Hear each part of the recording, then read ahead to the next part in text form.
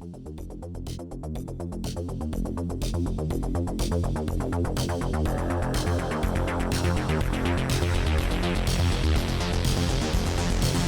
listening to Jay's Analysis.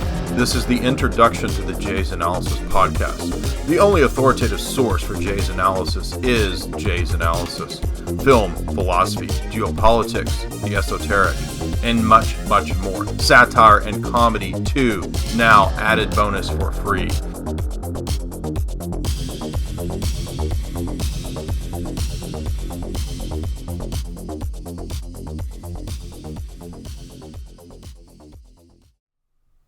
Jay Dyer from Jay's Analysis. The next thing that we're going to do, as I promised, is Dave McGowan's Program to Kill. An excellent book. I actually did read it. See my notes as proof. So we're going to talk about the alternate theories that are possible when it comes to so-called serial killers. And this is what Dave McGowan presents in the book, is a different thesis as to how it is and why it is there was this explosion, post-Manson, into the 70s and 80s of the serial killer phenomena, which then seemed to transition in the 90s into movies at Hollywood. It became a Hollywood thing. And you had all of these serial killer obsessed film theories and plots. You had all of these serial killer plots, but where were all the actual serial killers, right, from the 90s on into today? Not that many that we hear about, at least in the news, right? So where did all the serial killers go? Well, Dave's going to give his analysis of several of the important serial killers from the last several years and what was probably going on with these guys. What Dave's going to do is offer a lot of alternative evidence that is ignored by mainstream media and maybe the standard stories that you hear about these serial killers. And we're also going to get into the MKUltra project and its potential connection to the Phoenix program, which is also a book by Doug Valentine that we will probably discuss in the near future as well. But for Dave's thesis, what he's going to propose is that when you look at the military connections of the MKUltra program, and this was, of course, the programs throughout the 40s and 50s and 60s that were known for experimentation into hypnosis, experimentation into truth serums, the stuff that you've probably seen in movies and films, but the real research, of course, has been delved into pretty in depth by other writers like John Marks in his book, The Search for the Manchurian Candidate. And we've covered that book at Jay's Analysis. Dave's book, Weird Scenes Inside the Canyon, the Laurel Canyon scene, we've covered that as well, and that deals with MKUltra. And of course, this book is going to deal with it. And what he's going to propose is that because of these many military connections, and in fact that many of the top serial killers had these military intelligence and CIA type connections, contract killer connections, that there's a good possibility that we can look back to something like the Phoenix program and see that was probably connected to the MKUltra program. And then by extension, that the serial killer phenomenon might have actually been a U.S. domestic manifestation of perhaps these guys coming back from their overseas service or being programmed at various clinics through what we see with Dr. Ewan Cameron and the MKUltra programs, Jose Delgado, Jolly and West, all these figures that we've seen so long in so-called conspiracy circles be mentioned, but are actually really and truthfully doctors, psychiatrists, right, who were running the real MKUltra programs.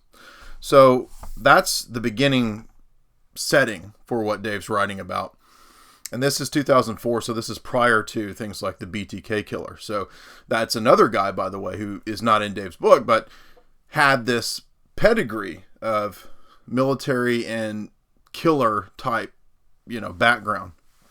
And that's really, I think it makes a lot more sense than the homegrown killer, right? Which is what we're taught is really going on with people like Manson or these kind of characters, that they're these just random products of a bad upbringing or abuse or something like this. And another aspect to this that the mainstream media rarely touches, except maybe in the Manson case, I'll kind of talk a little bit about cults, is that Dave's going to dive pretty deep into research done by other characters like Maury Terry in The Ultimate Evil, that maybe there were actually more powerful networks and cults in the background behind people like Berkowitz, people like Henry Lee Lucas, people like Richard Ramirez, the Night Stalker, and Manson, right?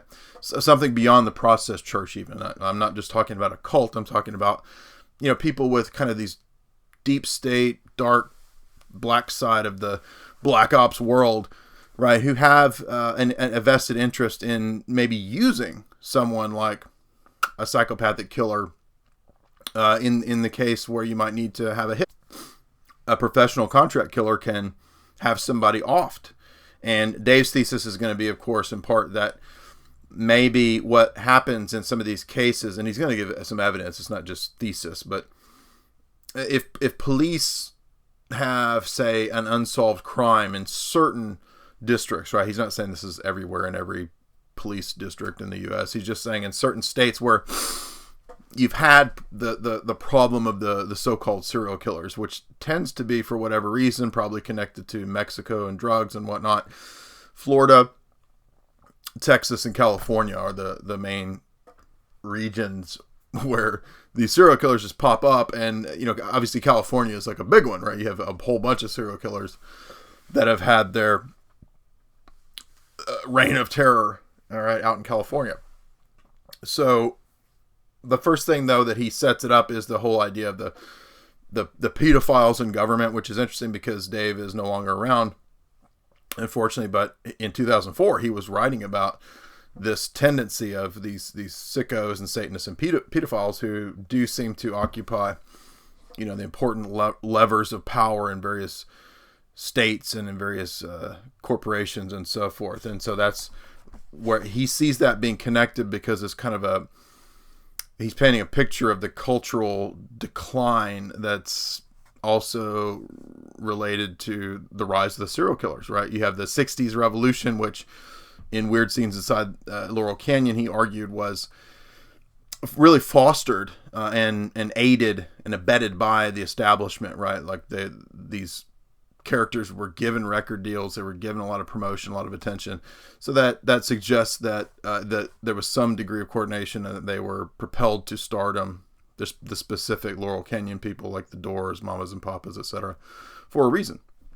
And so in the same way, he's going to point out the odd connections behind a lot of the serial killers, right? In a similar way to how many of the Laurel Canyon bands and so-called artists had all these deep state military family, military intelligence connections. In the same way, Dave's going to say that a lot of these serial killers seem to have this same pattern, and that fits with the idea, with the notion that they would have been part of, as we said, perhaps the Phoenix program or something akin to it, or something like the MK Ultra program, right? We think of Ted Kaczynski. He had a stint where he volunteered at Harvard to participate in MK Ultra experiments. That was actually in his obituary in, I believe, the LA Times or New York Times. You can go look that up. But yes, he was actually a willing participant in MK Ultra research. So if you're wondering why you get this sort of crazed guy out in the woods who's warning of the tech takeover, a long time ago, and we're told that he's the one who's bombing the, maybe actually I'll do my the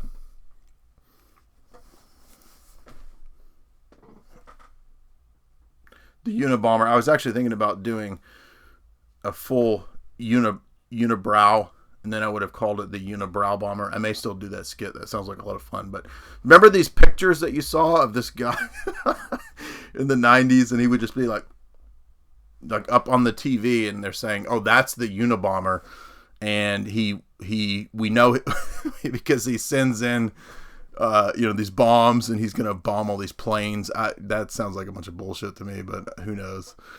Maybe this guy was really just totally off his rocker, or maybe he was just living off the grid and they chose a patsy. But that's going to be another theme, right? The Unabomber report. That's going to be another theme in Dave's book, is the idea of when the police departments are needing to clear up some unsolved cases, maybe they stack them onto the so-called serial killer or the professional hit killer, and then voila, right? Serial killer XYZ with three names. It's always three names. Bobby Lee Long, right? He's got 200 kills, which is hard to believe, but maybe some of those were actually just stacked on unsolved crimes. The other important aspect to what Dave talks about is the notion of the serial killer phenomenon being social engineering. That what it had a tendency to do was make everybody very, very afraid of public venues or going out or letting your kids play, this kind of stuff, and that it atomized society because everybody got this false impression, which wasn't actually true, that there were millions of serial killers out there everywhere, right? Millions of Unabombers everywhere, right? This is kind of the same with the war on terror, right? This domestic version of this, that there's just these sickos just everywhere, and that's not actually true, right? There are certain cases where this appears to be true, and these people oftentimes have these very strange connections to, hardcore military killer family members, etc. Maybe they trained them, or they were involved in some sort of cult activity. So I'll stop being the Unabomber there, but so maybe, in a lot of these cases we see that the serial killers happen to be multiple personality people. And what's neat is that Dave notes that the chief deniers of multiple personality dissociative identity disorder were actually the CIA people who were at the False Memory Syndrome Foundation, which is a CIA-funded disinformation outlet that was intended to debunk any idea of ritual abuse. And then so the FBI and these different law enforcement entities would go to these experts who would then tell them, oh, there's no such thing as this satanic ritual abuse. That's all made up. Right, so that's just made up, right? It's sensationalism. There's no real networks or ritual abuse or something like that. So Dave covers all that, which is really interesting. And this is, of course, I think what I may start doing is instead of the full hour, do these 15-minute summaries, because people are a lot more willing to share 15-minute things than they are 45-minute, 1 hour things, which for the listeners, you're still going to get the subscribers, you're still going to get the full experience where we will talk about the totality of the book in the review and the analysis. And of course, I'm always going to recommend that people go buy the actual book.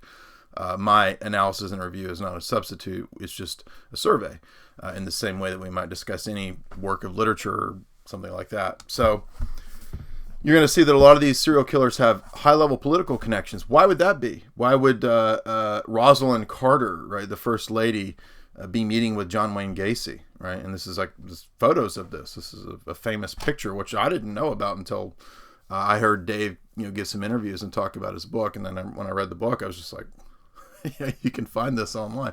Why would Ted Bundy be, working adamantly for the Nelson Rockefeller campaign, right? He's very interested. I'm not saying that he knew him per se. I don't know about that, but why is he kind of this rising GOP guy, right? And Dave's talked about that a lot in interviews.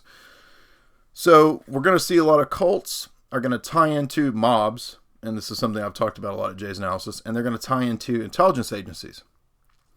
And then, so we're starting to see the architecture of the criminal networks and how they work, and the power structure, how it works, and so forth. And now they use these people, and what they do is they will profile for the psychos. And then a psycho is useful, right? What can we do with this psycho guy, right? What use would Manson perhaps be? What use would Berkowitz perhaps be? So the psychos are put to the system's use, right? And that's not to say that there aren't psychos. They are. You see, these are the people who actually were abused. A lot of them were child prostitutes. They were prostituted out. They were molested. A lot of them, their parents, their mom was a prostitute, and who would make them watch. In the case of Henry Lee Lucas. And so obviously this guy's damaged, right? So that's what's happened to a lot of these guys. And then they become dissociated, right? They have these alternate states, and even Dave is willing to kind of give the possibility or halfway admit in some sections of the book, maybe these they're also kind of possessed, right? So they're not just splits, alternate identities. They might also have spiritual problems and possession, and I think that's the most logical analysis too. So you've been listening to Jay's analysis, and next, if you want to see the full analysis of Dave's book, where we look at a lot of these cases of the serial killers and their alternate personalities and Dave's totality argument and thesis. You need to subscribe to Jay's analysis for $4.95 a month or for $60 a year. You can also get my book, Esoteric Hollywood Sex, Cults, and Symbols in Film, signed at my website. And thank you for watching, and get ready to get into some pretty dark, nasty stuff, but it's illustrative. It's interesting, and it reminds me again of the Shyamalan movie Split, right? I mean, I know that's Hollywood, but if you watched Split, it's very reminiscent of what we read in Programmed to Kill.